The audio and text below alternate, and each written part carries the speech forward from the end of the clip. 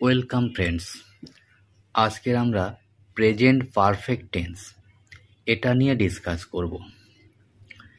তো present perfect tense বলতে বোঝায় অতীতে কোনো কাজ সম্পন্ন হয়েছে কিন্তু তার প্রভাব বর্তমানেও আছে, অথবা কাজটা সদ্য সম্পন্ন হয়েছে, অথবা অতীতে কোনো অনির্দিষ্ট সময়ে কাজটি শেষ হয়েছে।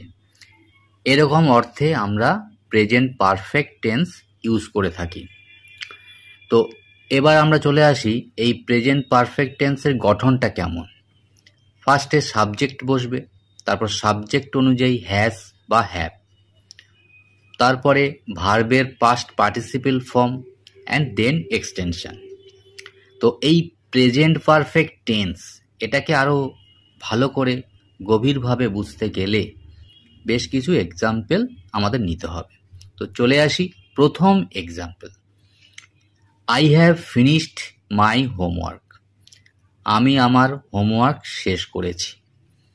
2 number, she has gone to the market. সে বাজারে গেছে। 3 number, they have played the match. তারা ম্যাচটি খেলেছে। 4 number, we have completed the project. আমরা প্রজেক্টটি সম্পন্ন করেছি। 5 number, he has taken his medicine. সে তার ওষুধ খেয়েছে। 6 number, you have helped me a lot. তুমি আমাকে অনেক সাহায্য করেছ। 7 number, the train has not left the station yet.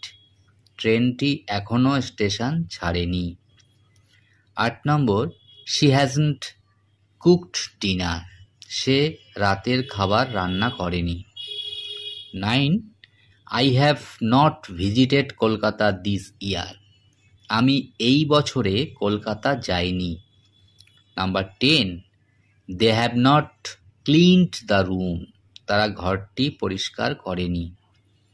11, I have visited Kolkata many times. আমি কলকাতা অনেকবার গিয়েছি। Number 12 and last, they have cleaned the room. তারা ঘরটি পরিষ্কার করেছে।